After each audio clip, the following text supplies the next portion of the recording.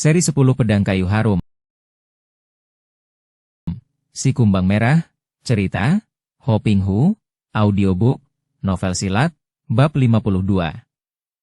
Namun sekarang tidak ada pilihan lain baginya. Dan dia pun kini berbesar hati karena dia kini memiliki banyak pembantu yang pandai. Kalau Qin Ling Pai datang menyerbu, dia pun memiliki Ho Han Pang untuk melawannya.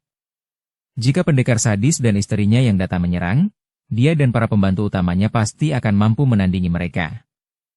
Chia Kui Hong, kalau aku bisa menawanmu lagi, sekali ini aku tidak akan melepaskanmu kembali, katanya, dan di dalam suaranya terkandung gairah yang membuat hati Kui Hong merasa ngeri. Dia pun sudah siap siaga mengadu nyawa. Bagi gadis ini, hidup pun tidak ada artinya dan dia akan selalu merasa menyesal kepada diri sendiri. Ia telah mengikat perjanjian dengan seorang manusia iblis yang seharusnya dia tentang mati-matian. Dengan perjanjian itu dia merasa seakan-akan sudah menjadi pelindung dan pembantu Ang Hongchu. Hal ini selalu menggerogoti perasaannya, menumbuhkan penyesalannya. Waktu itu dia berjanji hanya karena ingin terbebas dari ancaman perkosaan maut. Namun sungguh merupakan siksaan yang tidak dapat dia pertahankan lebih lama setelah melihat Ang Hongchu berbuat sekehendak hatinya, melakukan segala macam kejahatan yang dia ketahui akan tetapi tidak dapat turun tangan mencegah atau menentangnya. Ini sebabnya maka dia memaksa diri untuk mencari Ang Hongchu dan membatalkan semua perjanjian itu dengan membiarkan dirinya ditangkap kembali. Ia tahu bahwa sekali ini dia maju menentang Ang Hongchu hanya untuk roboh binasa atau tertawan. Ia datang seorang diri, menghadapi Ang Hongchu beserta banyak anak buahnya yang tergabung di dalam Ho Han Pang. Sama dengan bunuh diri, namun dia tidak peduli. Lebih baik dia mati sebagai pendekar daripada tetap hidup tetapi terpaksa harus menjadi pelindung seorang iblis macam Ang Hongchu. Demikian tekad hatinya. Dia lalu mencabut sepasang pedangnya dan bersiap-siap. Apa yang disangkanya memang benar terjadi. Ang Hongchu yang merasa jeri menghadapi gadis itu seorang diri, karena dia pernah melawannya namun dia yang terdesak hebat, cepat memberi isyarat dengan tepuk tangan dan muncullah Ji Sun Bi, Tang Chun Sek, dan Sim Ki Leong. Akan tetapi mereka sudah mengenakan kedok tipis sehingga Kui Hong tidak mengenal mereka. Mereka bertiga tentu saja mengenal Kui Hong, mengenal dengan baik sekali. Bahkan kedua orang muda itu, Chun Sek dan Ki Leong, pernah jatuh cinta kepada gadis ini. Tangkap dia hidup-hidup. Hanya itulah perintah Ang Hongchu. Akan tetapi ketiga orang itu sudah maklum apa yang dikehendaki pemimpin mereka. Hanya ada satu hal mengapa ketua mereka menghendaki darah itu ditangkap hidup-hidup, yaitu bahwa Pangcu itu membutuhkan Chia Kui Hong hidup untuk dimanfaatkan, entah untuk mengurangi kehausan serta kerakusannya akan gadis-gadis cantik, atau untuk kepentingan lain. Perintah ini tidak berat bagi Chun Sek dan Ki Leong. Sebab bagaimanapun juga dua orang muda yang pernah mencinta Kui Hong juga merasa sayang kalau gadis itu terbunuh. Tapi tidak demikian dengan Ji Sun Bi. Wanita ini amat membenci Kui Hong. Dalam pertemuan terakhir di antara mereka, ketika Ji Sun Bi membantu pemberontakan yang dipimpin Lam Hai Giam Lo sedangkan Kui Hong bersama para pendekar membantu pemerintah, dia pernah bertanding melawan Kui Hong dan akibatnya dia terlempar masuk ke dalam jurang. Nyaris dia tewas di tangan gadis Qin Ling Pai itu. Dan sekarang dia dilarang membunuh gadis itu, melainkan hanya disuruh menangkapnya hidup-hidup. Padahal dia melihat Kui Hong hanya datang seorang diri, sedangkan dia kini bersama rekan-rekannya di bawah pimpinan Han Lo Jin. Betapapun juga Ji Sun Bi tidak berani melanggar perintah pemimpinnya, maka bersama Chun Sek dan Ki Leong, dia pun sudah mengepung Kui Hong yang kini berdiri dengan sikap tenang dan waspada, dengan sepasang pedang Hok Mo Siang Kiam, sepasang pedang penakluk iblis, siap di kedua tangannya. Melihat Kui Hong memegang sepasang pedang yang dikenalnya sebagai Hok Mo Siang Kiam milik subonya, yaitu Nenek Lam Sin Toan Kim Hong istri pendekar sadis, Ki Leong diam-diam bergidik. Dia tahu keampuhan sepasang pedang itu dan dia merasa menyesal kenapa dia kehilangan Gin Hua Kiam. Apabila ada Gin Hua Kiam di tangannya, tentu dia akan mampu menandingi sepasang pedang ampuh di tangan Kui Hong. Akan tetapi pedang Gin Hua Kiam sudah dirampas oleh Hai Hai sehingga kini dia hanya memiliki sebatang pedang yang meskipun merupakan pedang pilihan dari bajai yang baik, namun dia khawatir pedangnya itu akan rusak begitu beradu dengan Hok Mo Siang Kiam. Dia lalu mencabut pedangnya dan mengepung. Begitu pula dengan Tang Chun Sek. Pemuda ini mengenal benar kelihayan Chia Kui Hong, maka dia pun diam-diam gentar dan merasa menyesal mengapa dia kehilangan Hong Chu Kiam yang juga terampas oleh Hai Hai. Akan tetapi karena di situ terdapat Sim Ki Leong dan Ji Sun Bi, Bahkan Han Lojin juga kini ikut mengepung, dia merasa yakin mereka akan dapat menundukkan Kui Hong dan dia pun telah mencabut pedangnya. Sebatang pedang yang cukup baik walaupun tidak dapat disamakan dengan pedang pusaka Hong Chukiam yang sudah terlepas dari tangannya. Sejak tadi Toksi Moli Jisunbi juga sudah mencabut senjata, yaitu sepasang pedang pula, dan kini dia mengepung sambil melintangkan sepasang pedang di atas kepala. Han Lojin sendiri juga turut maju, akan tetapi dia tidak memegang senjata apapun. Kau lihat, Kui Hong, engkau sudah kami kepung dan tidak mungkin dapat lolos. Apakah tidak lebih baik engkau menyerah saja, kita berdamai dan engkau membantu perjuangan kami membela negara dan bangsa? Yang sudi bersekutu denganmu hanyalah golongan sesat, orang-orang jahat yang sudah selayaknya dibasmi habis. Bentak Kui Hong dan tiba-tiba saja dia membalik ke kiri. Pedang kanannya menusuk ke arah dada Chun Sek. Gerakannya cepat bukan main, adapun pedangnya mengeluarkan sinar dan bunyi mendesing. Chun Sek menangkis dengan pedangnya dari samping, dia tidak berani mengadu langsung karena takut pedangnya akan patah. Terang! Nampak bunga api berpijar dan diam-diam Kui Hong terkejut sekali.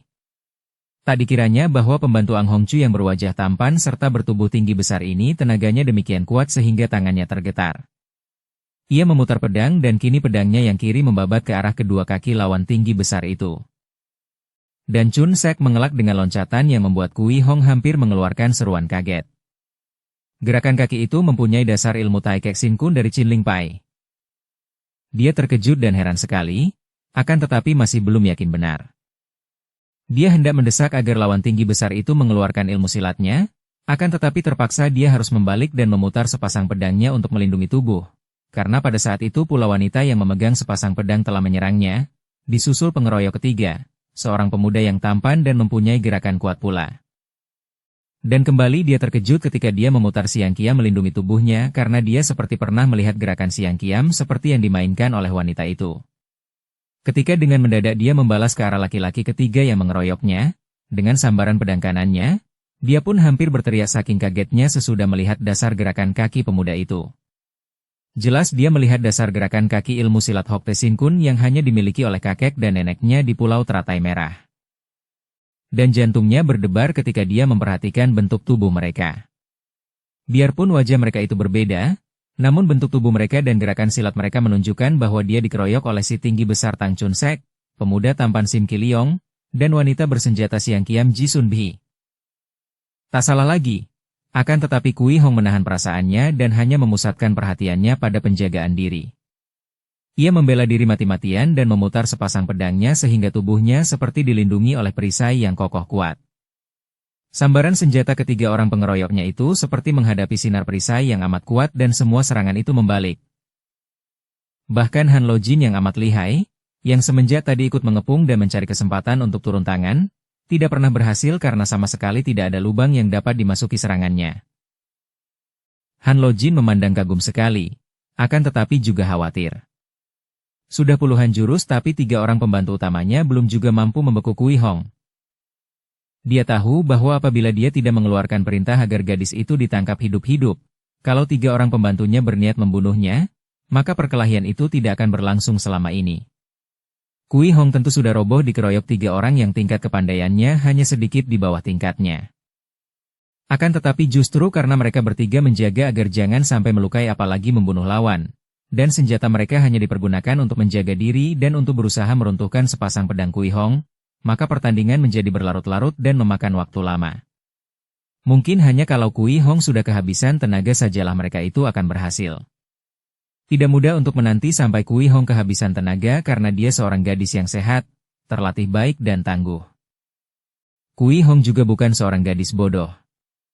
Dia maklum bahwa para pengeroyoknya amat taat terhadap perintah Han Lojin. Jadi kini mereka berusaha untuk membuat dia kehabisan tenaga dan napas agar dapat ditawan hidup-hidup. Dan dia akan menderita penghinaan yang lebih mengerikan daripada maut kalau sampai tertawan hidup-hidup. Oleh karena itu dengan nekat dia pun hendak mengadu nyawa dan sekarang mulailah dia membalas serangan lawan dengan serangan-serangan yang dahsyat. Dengan begitu dia membiarkan dirinya terbuka, sehingga mungkin saja dia akan terkena serangan senjata para pengeroyoknya sehingga terluka atau bahkan tewas. Setelah menyerang dengan dahsyat, hatinya makin yakin bahwa pemuda tinggi besar itu adalah Tang Chun Sek dan pemuda tampan itu adalah Sim Ki Leong. Serangan-serangan dahsyatnya membuat mereka tidak dapat menyembunyikan gerakan dasar yang asli dari ilmu silat mereka, dan dalam desakannya yang nekat ini dia berhasil menendang paha Ji Sun Bi sehingga wanita itu terpelanting. Akan tetapi karena serangan-serangannya itu telah membuat tubuhnya terbuka sehingga pertahanan dirinya tidak serapat tadi, Han Lojin lalu memperoleh kesempatan. Pada saat yang baik sekali, selagi sepasang pedang Kui Hong menempel kepada senjata di tangan Chun Sek dan Ki Leong, sebelum gadis itu mampu melepaskan sepasang pedangnya dari tempelan senjata lawan, Han Lojin menerjang ke depan dan tangannya berhasil menotok punggung Kui Hong. Gadis ini mengeluh lirih kemudian terguling pingsan. Hanya sebentar saja Kui Hong tak sadarkan diri. Ketika siuman ternyata tubuhnya lemas tak dapat digerakkan akibat jalan darahnya tertotok dan dia dipondong oleh pemuda tinggi besar yang berjalan bersama Han Lojin menuju ke lorong bawah tanah. Dia berpura-pura pingsan sesudah tahu bahwa dirinya tertotok dan tidak berdaya, karena kalau dia sadar, tentu hanya akan mendengar penghinaan Han Lojin saja. Setelah tiba di depan sebuah pintu besi yang tertutup, ia mendengar pemuda tinggi besar itu bicara dan begitu pemuda itu membuka mulut, tidak ada keraguan lagi dalam hatinya bahwa pemuda itu adalah Tang Chun Sek. Wajahnya boleh berubah, akan tetapi suaranya, bentuk badannya serta dasar-dasar ilmu silat Chin Ling Pai tadi jelas membuktikan bahwa dia adalah Tang Chun Sek. Akan tetapi ada hal yang amat mengherankan hatinya ketika dia mengikuti percakapan singkat mereka di depan pintu. "Beng Chu, kuharap Beng Chu suka memberikan gadis ini kepadaku. Dia gadis yang kucinta dan aku ingin memperisterinya." Dia berbahaya sekali, Chun Sek. Yang satu ini tidak boleh, aku sendiri yang akan menundukkannya agar tidak membahayakan kita. Tapi, hanya sekali ini saja aku memohon. Aku adalah putramu, aku minta agar dijodohkan dengan Kui Hong. Cukup, masukkan darah ini ke dalam. Han Lojin membentak sehingga Chun Sek nampak ketakutan. Baik, ayah, Beng Chu, baik. Pintu terbuka secara otomatis dan dengan mata terbuka sedikit Kui Hong melihat seorang gadis yang cantik berdiri dengan sikap gelisah akan tetapi juga marah. Gadis itu berdiri di dekat sebuah pembaringan besar. Sesudah Chun Sek merebahkan tubuh Kui Hong di atas pembaringan itu, si gadis lantas membentak dengan suara kasar sambil menudingkan jari telunjuknya kepada Han Lojin. "Mana kakakku? Dan siapa pula gadis ini, Ho Han Pangcu? Apabila engkau tidak segera membebaskan aku, kakakku pasti akan menghancurkan engkau berikut perkumpulanmu. Sebaliknya, kalau engkau membebaskan aku akan bicara dengan kakakku.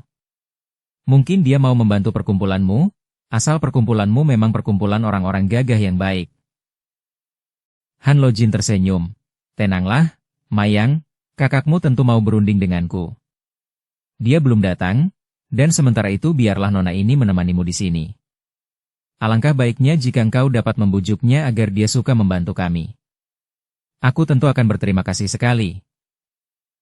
Sebelum Mayang menjawab, pintu besi sudah tertutup dan Han Lojin bersama Tang Chun Sek telah keluar dari kamar itu. Setelah yakin bahwa dia hanya berdua saja dengan gadis yang dia dengar namanya disebut Mayang itu, Kui Hong membuka matanya, lalu bangkit duduk. Melihat ini Mayang langsung menghampiri dan mereka duduk di atas pembaringan yang lebar itu, saling pandang dan saling mengagumi kecantikan masing-masing. "Enci, engkau siapakah dan bagaimana engkau dapat tertawan oleh mereka itu?" Mayang bertanya ketika melihat pandang mata penuh curiga dari gadis cantik itu. "Engkau sudah tahu bahwa aku tawanan, akan tetapi aku belum tahu siapa engkau dan mengapa pula di sini," kata Kui Hong yang masih menaruh curiga. Meski tadi dia mendengar betapa gadis Tibet ini mengancam Han Lojin bahwa kakaknya akan menghancurkan Han Lojin beserta perkumpulannya, akan tetapi dia tidak tahu siapa gadis ini. Mayang tersenyum, maklum bahwa dia berhadapan dengan seorang gadis yang galak dan penuh prasangka. "Namaku Mayang, Enci, jangan kau khawatir.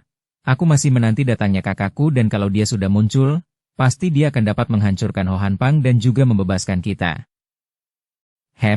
Siapa kakakmu itu?" "Kakakku bernama Hai Hai. Haiko lihai sekali dan dia pasti akan datang dan..." Mayang cepat menghentikan ucapannya karena melihat betapa wajah gadis di depannya itu berubah, seperti orang terkejut dan memandang kepadanya dengan mata mencorong. "Dia Tang Hai maksudmu?" "Benar, Enci." "Kau bohong. Dia tidak mempunyai adik perempuan, kecuali kalau engkau juga Syekh Tang, berarti engkau juga putri Ang Hongcu." Kini Mayang berbalik kaget sekali mendengar bahwa gadis ini sudah tahu bahwa dia dan kakaknya adalah anak-anak Ang Hongchu. "Enci, engkau mengenal ini?" Dia menarik keluar mainan dari balik bajunya, yaitu mainan berbentuk seekor kumbang merah. "Ang Hongchu, jadi kau putrinya?" "Benar, aku adalah putri Ang Hongchu, seperti juga Hai Koko yang putra Ang Hongchu." "Agaknya engkau sudah mengetahui." "Bagus sekali." Tiba-tiba saja, secepat kilat tangan Kui Hong bergerak dan dia sudah menotop jalan darah di pundak kiri hingga Mayang terkulai lemas, kaki tangannya menjadi lumpuh. Tentu saja Mayang kaget dan marah sekali. Dia diserang dalam keadaan tidak menyangkanya sama sekali, dan mereka duduk berdekatan maka dia tidak sempat mengelak, apalagi gerakan tangan Kui Hong memang cepat seperti kilat menyambar. Hanya kaki tangannya serta punggungnya saja yang lumpuh, akan tetapi Mayang masih dapat menggerakkan anggota tubuh yang lain. Dia memandang kepada Kui Hong dengan mata bersinar penuh kemarahan. "Hei, kenapa kau lakukan ini?" bentaknya marah. Kui Hong tersenyum mengejek. "Engkau putri Ang Hongchu, engkau satu-satunya orang yang dapat membebaskan aku dari sini. Engkau kujadikan sandera agar aku dibebaskan. Kalau mereka tidak mau membebaskan aku, maka engkau akan kubunuh." Mayang juga seorang gadis yang keras hati dan tidak takut mati. Dia mendengus marah. Aku tidak mengenal siapa engkau. Akan tetapi yang sudah jelas bagiku, engkau ini seorang pengecut yang tolol." Kalau saja dia tidak dalam tahanan, tentu Kui Hong sudah menampar mulut yang berani memakinya pengecut dan tolol seperti itu. Dia menahan kemarahannya. "Jelaskan kenapa engkau mengatakan aku pengecut dan tolol. Kalau tidak ada alasannya yang kuat, akan kutampar mulutmu yang lancang itu. Lebih daripada pengecut dan tolol, engkau mungkin sudah gila." Mayang berteriak, tidak kalah galaknya dan walaupun dia rebah telentang tanpa dapat menggerakkan tubuhnya, namun dia membelalakan matanya yang sipit, hidungnya kembang kempis dan mulutnya cemberut penuh amarah. "Masih perlu penjelasan lagi? Engkau pengecut karena engkau menyerang dan menotokku secara curang, tanpa memberi peringatan lebih dahulu bahwa engkau akan menyerangku. Apakah perbuatan demikian tidak curang dan pengecut? Bila engkau memang gagah, kenapa tidak terang-terangan saja menantang? Kau sangka aku takut padamu? Dan tentang tolol, engkau memang bodoh dan tolol bukan kepalang. Kau bilang hendak menjadikan aku sebagai sandera agar engkau dibebaskan? Apakah engkau ingin melucu di atas panggung? Aku sendiri menjadi tawanan di sini. Bagaimana mungkin Pangcu dari Hohan Pang mau membebaskan engkau hanya karena engkau menawan aku? Tawanan menyandera tawanan, apakah ini tidak gila namanya? Belum pernah selama hidupnya Kui Hong dimaki-maki orang seperti itu, dimaki pengecut, curang, tolol, bodoh, bahkan gila. Akan tetapi amarahnya masih kalah oleh keheranannya mendengar semua kata-kata itu. Diakah yang gila? Ataukah gadis ini yang sudah menjadi gila? Gadis ini bicara tentang menjadi tawanan Hohan Pangcu. Padahal Hohan Pangcu bukan lain adalah Han Lojin alias Tang Bun An alias Ang Hongchu alias ayah kandungnya sendiri. Bocah bermulut lancang. Sesungguhnya engkaulah yang tolol dan gila. Engkau ini benar tidak tahu apakah pura-pura tidak tahu? Coba jawab, siapakah yang menawan engkau? Siapa lagi kalau bukan dia yang juga menawanmu tadi? Yang menawanku adalah Pangcu dari Hohan Pang. Dan engkau tidak tahu siapa dia? Dia adalah ketua Hohan Pang dan Bengcu. Bodoh, dia itu Han Lojin. Siapa itu Han Lojin? Sekarang mengertilah Kui Hong. Gadis tolol ini belum tahu bahwa dia sudah menjadi tawanan ayah kandungnya sendiri. Han Lojin adalah Tang Bun An. Tang Bun An? Siapa pula? Penawanmu itu adalah Hohan Pangcu, atau Han Lojin, alias Tang Bun An, alias Ang Hongchu pula. Sepasang mata itu terbelalak. Dia, Ang Hongchu? Aku tak percaya. Itulah ketololanmu. Ketua Hohan Pang adalah Ang Hongchu dan hal ini aku tahu benar. Tapi, jika benar dia Ang Hongchu, berarti dia adalah ayah kandungku? Akan tetapi kenapa dia menawanku? Pantas saja dia mengenal nama ibu dan suboku. Akan tetapi mungkinkah itu? Kenapa dia menawanku dan sikapnya seperti itu? Ia teringat akan sikap cabul ketua Ho Han Pang itu. Apakah engkau belum pernah melihat ayahmu? Sejak lahir belum pernah aku melihatnya. Dan hai kakakmu itu, apakah dia pernah bercerita tentang jahatnya Ang Hongchu? Hanya sedikit. Ah, Enci yang baik, ceritakan kepadaku bagaimana sebenarnya semua itu, tentang Han Lo Jin, tentang Tang Bun An, tentang Ang Hongchu. Aku sungguh bingung sekali. Aku datang ke sini bersama kakakku untuk menyelidiki perwira Syekh Tang, dan aku dipancing ke sini, lalu dikeroyok dan ditangkap, katanya untuk memancing agar kakakku datang pula ke sini. Tapi tidak tahunya engkau yang muncul. Apa artinya semua ini, Enci? Katakanlah, engkau tidak ragu lagi dan percaya kepadaku, bukan? Sepasang mata Mayang menjadi basah karena dia merasa tegang dan penasaran sekali setelah mendengar bahwa laki-laki setengah tua yang cabul dan menawannya itu adalah ayah kandungnya sendiri. Biarpun masih muda, Kui Hong sudah berpengalaman dan dia pun dapat membedakan sikap orang yang berbohong atau tidak. Dia tahu bahwa Mayang tidak berbohong dan dia percaya kepada gadis Tibet itu yang dia tahu tentu putri seorang wanita Tibet yang dulu menjadi korban keganasan Ang Hongchu pula, seperti Ibu Hai. Maka tanpa ragu-ragu lagi dia pun membebaskan totokannya dan Mayang dapat menggerakkan kaki tangannya. Gadis Tibet itu bangkit duduk, mengurut-urut kaki tangannya sambil memandang kepada Kui Hong. Enci, engkau mengenal kakakku, Tang Hai? Tentu saja aku mengenalnya. Enci, siapakah namamu? Bagaimana pula engkau sampai dapat tertawan oleh mereka? Ceritakanlah tentang semua ini. Nanti dulu. Mayang. Namamu Mayang, bukan? Nah, adik Mayang, sebelum aku mulai bercerita lebih baik engkau lebih dahulu menceritakan pengalamanmu bersama Hai supaya aku bisa mengerti duduknya perkara dan dapat menentukan langkah selanjutnya. Sekarang kita berada dalam kekuasaan persekutuan yang amat berbahaya dan kuat, adik Mayang. Nah, kau ceritakan semuanya. Juga hal yang amat mengherankan bahwa engkau tidak tahu akan kenyataan bahwa ketua Ho Han Pang adalah Han Lo Jin atau Tang Bun An atau Ang Hongchu, yaitu ayah kandungmu sendiri. Rasa kaku pada kaki dan tangan Mayang sudah lenyap setelah dia mengurutnya, dan kini mereka duduk saling berhadapan di tepi pembaringan. Baiklah, Enci, memang sudah sepatutnya kalau engkau merasa curiga dan berhati-hati, dan maafkan semua kelancanganku tadi. Aku bertemu dengan kakakku Tang Hai ketika dia berada di Tibet bersama pendekar Pek Han Siong. Apakah engkau juga kenal dengan pendekar itu? Kui Hong mengangguk. Ia mengenal Pek Han Siong. Ada persamaan antara Hai dan Han Siong. Keduanya mempunyai ilmu kepandaian tinggi. Bahkan keduanya juga memiliki ilmu sihir yang hebat. Lanjutkan ceritamu, katanya. Sesudah saling berjumpa, secara kebetulan kami saling melihat mainan yang tergantung di leher kami dan tahulah kami bahwa kami adalah kakak beradik. Ayah kami adalah Ang Hongchu. Mayang tidak mau menceritakan bahwa dia sudah dinikahkan dengan Hai, karena hal itu merupakan rahasia pribadinya, merupakan hal yang dapat mendatangkan aib. Menikah dengan kakak sendiri. Dan ibumu? Ibuku bernama Sauli, seorang wanita Tibet yang pernah tergila-gila kepada laki-laki yang oleh ibu disebut Tang Tai Hiap. Akan tetapi sesudah ibuku mengandung, Tang Tai Hiap itu meninggalkannya dan tidak pernah kembali, hanya meninggalkan benda ini kepada ibu. Memang itulah sifat khas Ang Hongchu, kata Kui Hong gemas. Sesudah mendengar dari kakakku, Tang Hai tentang ayah kandungku, aku lalu ikut Haiko untuk mencari ayah, mencari Ang Hongchu, bukan untuk berbaik-baik antara anak dan ayahnya, melainkan untuk minta pertanggungan jawab Ang Hongchu yang menurut Haiko telah melakukan banyak kejahatan. Nah, kami berdua pergi ke kota raja karena Haiko bilang bahwa dia mendengar di kota raja ada seorang perwira Syekh Tang yang mengaku sebagai putra Ang Hongchu.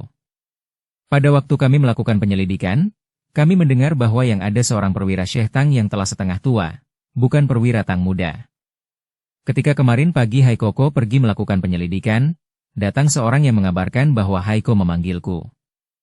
Aku dipancing dan dijebak, lalu aku dikeroyok sehingga akhirnya aku tertawan. Ternyata Ho Han Pang mempunyai banyak orang pandai, terutama dua orang pemuda yang menawanku itu. Kui Hong mengangguk-angguk. Dia sudah tahu dan dia juga tahu bahwa mereka adalah Sim Ki Leong dan Tang Chun Sek, juga ada Ji Sun Bi. Bahkan baru sekarang diketahuinya pula hal yang mengejutkan hatinya, yaitu bahwa Tang Chun Sek adalah putra Ang Hongchu pula. Putra Ang Hongchu yang satu ini pernah menyelundup ke Qin Ling Pai dan telah mempelajari ilmu-ilmu Qin Ling Pai, bahkan melarikan pedang pusaka Hongchu Kiam dari Qin Ling Pai. Tiba-tiba dia tersentak kaget, teringat betapa ketika mengeroyoknya, Tang Chun Sek tidak memegang Hongchu Kiam, dan Sim Kiliong juga tidak memegang Gin Hua Kiam.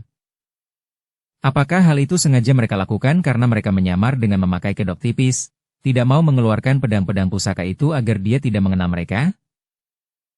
Lanjutkan ceritamu, Mayang.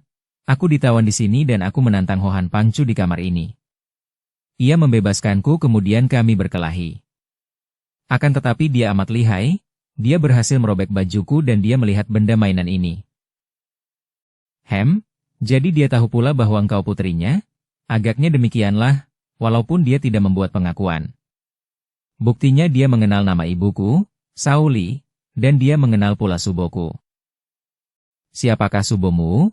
Kimo Siankou. Lalu apa yang dilakukan terhadap dirimu? Dia tidak mengaku siapa dirinya. Hanya mengatakan bahwa aku ditahan di sini dan baru akan dibebaskan bila Haiko mau menyerah dan mau membantu Ho Han Pang. Aku pun menanti saja di sini, diberi makan minum dan semua keperluan dicukupi, bahkan pakaian lengkap tersedia di sini. Mereka tidak pernah menggangguku, tetapi hatiku selalu khawatir akan nasib Haiko sampai engkau masuk tadi, Enci. Tetapi sekarang hatiku lebih tenang, sesudah mengetahui bahwa engkau juga musuh mereka dan agaknya engkau lihai. Kita dapat bekerja sama melawan mereka, Enci. Hati Kui Hong juga merasa lega. Gadis ini tentu mempunyai ilmu kepandaian yang cukup baik, sebab bila tidak demikian, tidak nanti Hai Hai mengajaknya mencari Ang Hongchu. Dia sendiri belum pernah mendengar nama gadis ini atau ibunya, akan tetapi dia pernah mendengar nama guru gadis ini, Kimo Siankou. Neneknya pernah bercerita bahwa di daerah Tibet selain terdapat banyak pendeta lama yang sakti juga terdapat seorang tokoh wanita yang memiliki ilmu kepandaian tinggi dan berjuluk Kimo Siankou.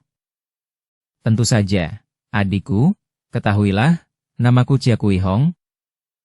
Wah, kiranya engkau ini Enci Kui Hong, Mayang berseru dengan gembira sekali. Kui Hong memandang kepada Mayang dengan alis berkerut.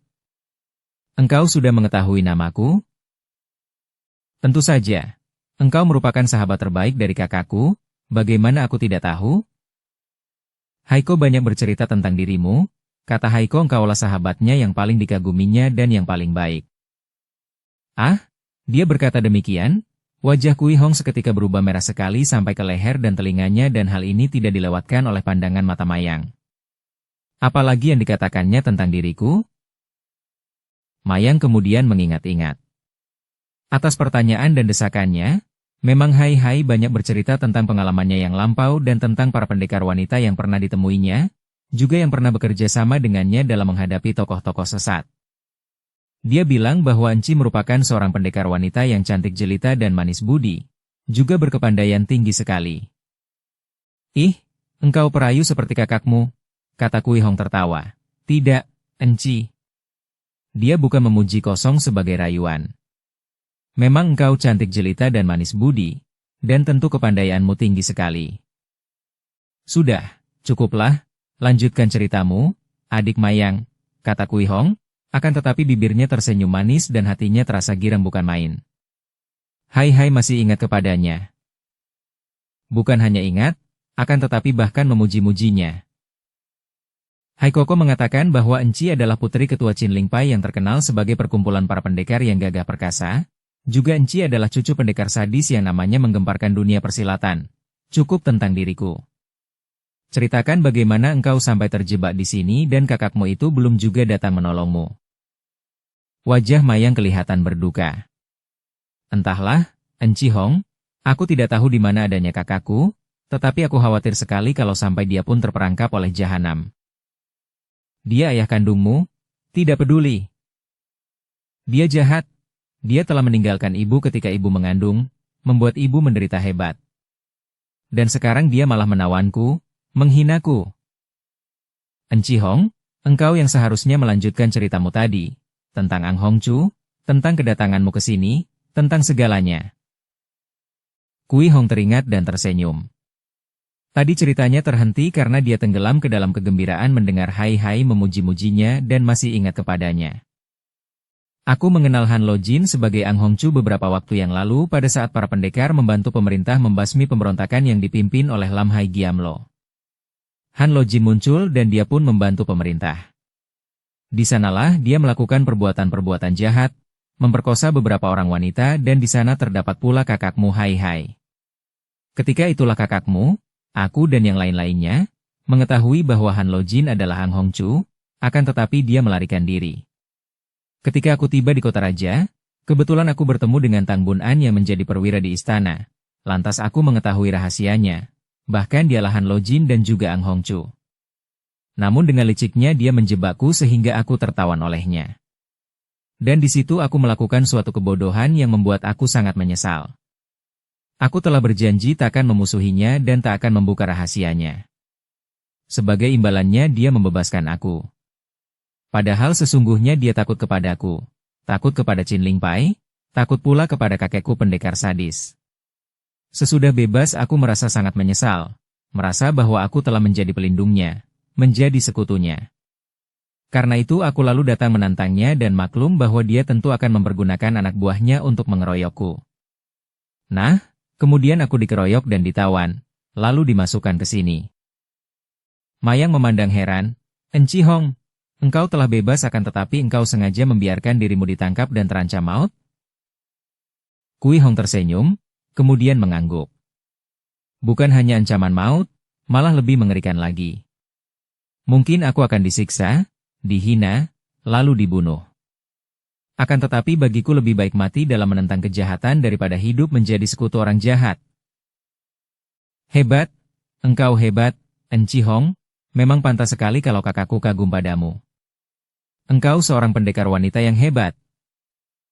Akan tetapi jangan khawatir, Enci. Kini kita bersatu, kita berdua dapat melawan mereka. Dan masih ada kakakku pula. Dia pasti akan menolong kita. Ia mempunyai sebuah hadiah untukmu, hal itu pernah dia katakan sendiri kepadaku." "Hadiah? Untukku? Hadiah apakah itu, Mayang?" "Sebatang pedang pusaka, Enci." "Pedang pusaka? Aku sudah memiliki Hokmo Siang Kiam." "Ah, tetapi si keparat itu telah menyitanya," katanya dengan wajah menyesal sekali. "Jangan khawatir, Enci. Pedang pusaka itu hebat. Aku telah melihatnya, dan kata Haiko, pedang itu memang milikmu, milik Qin Ling Pai. Namanya Hongchu Kiam." "Hongchu Kiam?" Sepasang mata yang tajam itu terbelalak. "Pedang pusaka itu dilarikan Tang Chun Sek dan kini telah berada di tangan Hai Hai?" Pantas saja Chun Sek tidak mempergunakan pedang pusaka itu. "Dan bagaimana dengan Gin Hua Kiam yang tadinya dilarikan Ki Liong?" "Ah, memang benar itu pusaka Qin Ling Pai yang dilarikan orang. Dan, barangkali engkau tahu tentang pedang pusaka Gin Hua Kiam?" "Gin Hua Kiam? Bukankah itu pedang pusaka yang kulihat dipergunakan oleh pendekar Pek Han Siong?" "Sudah berada di tangan Pek Han Siong?" "Bagus, Kui Hong Giram bukan main. Kiranya Hai Hai dan Han Siong sudah dapat merampas kembali kedua pedang pusaka itu." Gin Hua Kiam adalah pedang pulau teratai merah yang juga dilarikan orang. "Ai, adikku, engkau menceritakan berita yang sangat menggembirakan. Sekarang marilah kita periksa tempat ini, kalau-kalau ada jalan untuk melarikan diri dari sini." "Coba periksalah, Enci. Aku sudah lelah memeriksa namun tidak dapat menemukan jalan keluar. Ruangan ini adalah ruangan di bawah tanah dan jalan satu-satunya adalah pintu itu. Tetapi pintu itu terbuat dari besi yang tebal dan kokoh kuat. Membukanya pun dengan alat rahasia. Sedangkan lubang angin dan sinar di atas itu, selain terlalu tinggi juga diberi terali besi yang kokoh pula." Tetapi Kui Hong merasa tidak puas kalau belum memeriksa sendiri. Dia lalu mengadakan pemeriksaan dengan sangat teliti. Namun ternyata benar seperti yang dikatakan Mayang tadi. Tempat itu sangat rapat dan tidak ada jalan keluar kecuali melalui pintu yang amat kokoh itu. Satu-satunya jalan hanyalah menanti sampai ada yang membuka pintu itu lalu menerjang keluar. Karena itu, ketika ada orang yang mendorong makanan dan minuman melalui lubang di bagian bawah pintu, dua orang gadis itu pun makan minum dengan cukup untuk membuat tubuh mereka tetap kuat. Kui Hong yang mengenal kelicikan lawan tadinya merasa ragu untuk makan dan minum. Dia tidak takut menghadapi racun karena dia dapat mengetahui kalau makanan atau minuman itu dicampur racun. Tetapi yang dikhawatirkan adalah kalau ada kekuatan sihir terkandung dalam makanan dan minuman itu yang akan menundukkan mereka. Ketika dia menyatakan hal ini, Mayang pun tersenyum. Bersambung ke bab 53. Dukung kami dengan subscribe, follow, like, komen dan share. Terima kasih.